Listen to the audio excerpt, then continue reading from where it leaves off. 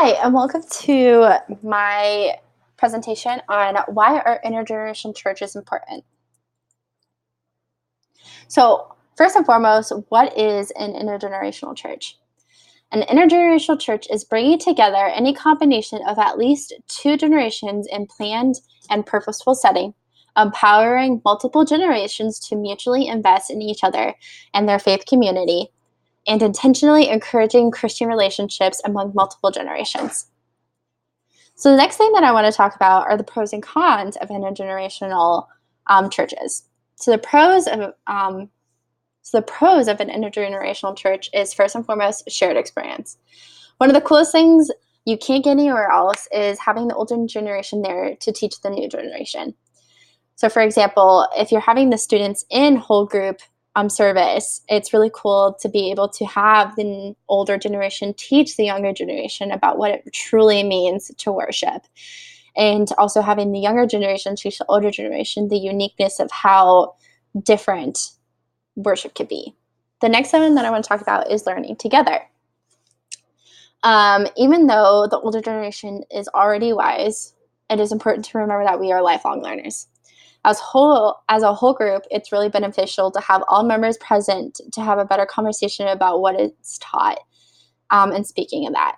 And kind of going into the next one is better family discussions. Many families don't come from a background of church, and they don't really know how to effectively have conversations with their children about what they learned. And if you have the intergenerational background where, it's across all dynamics of your church, it really is able to change that, dinner and drive home conversation from what did you learn today to wasn't it cool when they talked about this, or wasn't it cool when we learned about this? And that gives the parents more confidence to talk about God that they didn't have before. And then the last one I talk about is wisdom. No matter where you are in life, you can share your wisdom with the next generation. So it does not matter if you are 5 or 95. A 95-year-old can learn something new from a 5-year-old that they had never thought before.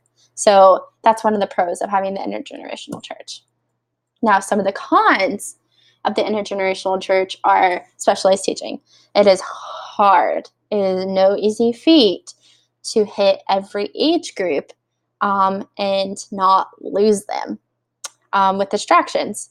Going off the topic above, if you don't hit all age groups, you either are going to lose your younger audience or your older audience is going to be lost too because it's too childish.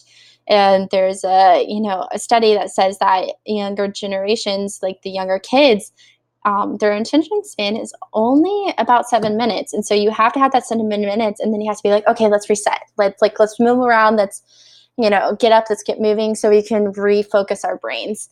And that's kind of hard for the older generation to do. I'm not lying, not dissing the older generation, but, that's hard for them to get up and down that many times in a service. And then last is fun for all. A church is a place of learning and growing more in God, but we also want people to enjoy their time at church. And can that be done if it's a whole group? Something to think about. So the next thing that I want to talk about is what exactly is the problem with the intergenerational church. So these are some quotes that I found. One of them is from the book Intergenerational Christian Formation, which is something that we just finished not too long ago as a reading report. And they both kind of talk about, kind of just hitting on it for time's sake, is how society is really trying to really push out the older generation. It's more of like, we need to focus on millennials. We need to focus on millennials because they're our next generation and we have to get them into the church because we're losing them. But you're also at the same time going to be losing your older generations if you're not being able to really adapt and hit on stuff that they like. And so that's so important. I hate to say that, but that's so important. You need to not just be looking at, we must make it more trendy, because that segments the church, and having that one service that is traditional for older generation and the quote unquote trendy services for the families in the new generation. It's really pushing you into that silo type of mentality, which is something you have to be so careful of. So kind of going to this. So what's the fix? What is something that we can do to kind of, combat this before it even starts with the silo effect? So here are some things that I found. First and foremost, leadership is represented by all of the age groups. Truly intergenerational churches will include pastors, leaders, musicians, and volunteers from all walks of life and age groups, not just older folks in leaderships and young folks in worship team. Because again, that's hitting on the silo effect. And it's kind of also demeaning for the younger generation because it makes them feel like they aren't important enough to be in those high level of things. What if we broke down that wall and created that dynamic? And then number 2, the church provides opportunity to grow relationships with people of various age groups. Sunday morning worship is the best time for the congregation to come together as a community. But sometimes even Sunday mornings can split from traditional to contemporary services where age groups tend to feel more comfortable with one as opposed to another. Find opportunities for worship to break bread together in generational communities, i.e., the church provides activities that cater all people. Again, with the whole silo effect, you have young adults, young marrieds, adult Bible study, youth groups that really kind of segment that. But having those opportunities for that 25-year-old tech entrepreneur to have a conversation and engage with a 65-year-old, having those conjoined activities where everybody can come together. And then your message from the pulpit. Our congregation is its strongest when and most ready to impact the world for Christ when all members feel encouraged and embodied. And so, yeah, you can do that through intergenerational community. So kind of segmenting now into switching into my thoughts on intergenerational church. So when I was looking into this, I first and foremost wanted to go off, what does the Bible say? So I kind of found these 2 quotes that really kind of hit on it until recently in church history. The generations did, in fact, worship together as an intergenerational faith community. First century churches were multi-generational entities with children present for worship, healings, prayer meetings, and even perhaps when persecutions were perpetrated. So obviously we're not going to have the younger generation in those type of silos because let's be honest, that's pretty traumatic to have a younger generation watch. But one of the biggest things that I found is it is hit on so many different times in the Bible. You have Deuteronomy 29, 10 through 12, where when Moses spoke to Israel for the first time. When you're reading that specific verse, it literally talks about all the nations, all generations were there to listen to this. And then you have in 2 Chronicles 20:13, when Jehoshaphat called for a fast for the entire nation. Let me hit on that entire nation. That's not just talking about one specific silo. Oh, we have the white male adults in this one section who I'm calling to fast. No, across the board, everybody was called to go into this fast. And then lastly, you have in Nehemiah 8, 2-3 and verses and then 12:43, when Ezra read aloud the book of the law, the entire community celebrated together. Let me hit on that again. Entire community celebrated together. And so again, that's going in and saying that all of these generations were present during this time. And it kind of goes to say that definitely the church as a whole originally was supposed to be a whole group, come together as one body of Christ, not different silos in different ways, learning different things. So obviously, I'm a practical application person. I am here, I want to fix something. If I see a problem, let's get into it. And so I found some really cool ways that you can really incorporate intergenerational community into your church services. So the first one that I want to talk about is focus on community life. So examine your church activities. From worship to faith formation to social events, determine if they are welcoming to all generations, especially the undeserved and uninvolved, i.e. the young adults. Our next generation is coming up, and it is important to remember that, and not just having them in their own little silo doing their own thing, but what are you doing to implement all different types of age groups into your social events? And how are you using the generations in each of those different activities? Are you just having one generation who's signing up for all of it, or are you giving the youth pastor and the children pastors opportunities to offer up some of those roles for their children to be a part of? Because you will have those students who want to be a part of that, and that's important to remember.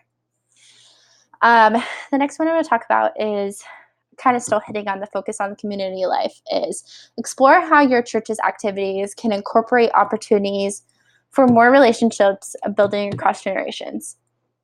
So you want to provide community building at church-wide events, including introductions and brief community builder.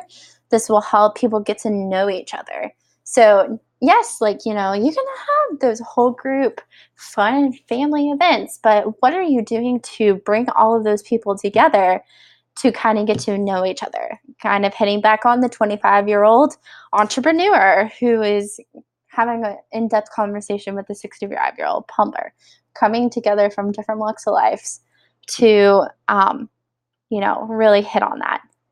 The next one I want to talk about is infuse intergenerational relationship building and programming to existing programs and activities.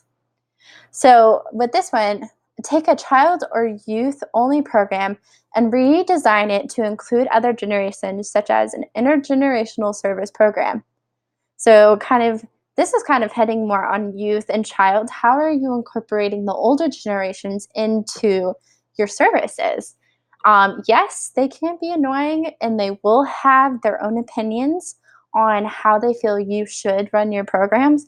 But ultimately, there are such great assets and tools to have in your children's ministry, because they are able to come alongside you and work together to help this next generation come up and be their mentors through that. And then the next one I want to talk about is incorporate all generations into ministries and leadership roles.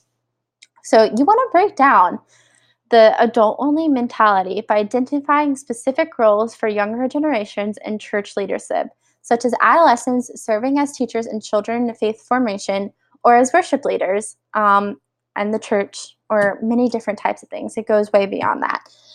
But basically, don't just have adults do everything. Again, that's going in and working alongside each of the different sections that you have in your church and opening up those opportunities for those students, for those older generations to come alongside you and really work together as a whole group, because you are going to have those children who are going to want to be up there on leading motions on your stage, or having that 16-year-old that has absolutely amazing voice, giving her that opportunity to share that talent, not just in her youth ministry, but as in her whole church as well. Just really come alongside that is so, so, so important. And then lastly, across the board curriculum. So yes, this is going to be hard, so hard to do. But it's also something that really, if you worked hard enough to do it, is something that you can. It's never impossible if you have a way and a will to do it. And there was something that, as I was going through and kind of looking at some of the curriculums that you can use online, there was one that I really liked that I feel like could be so adaptable to different areas of your church, and that's the 40 Days of Prayer. Yes, you can have those in your small groups and your whole group on Sunday morning, on everywhere else. But you can also have that in your children's ministry. You can easily adapt the lessons in the curriculum to help not go over the heads of the children.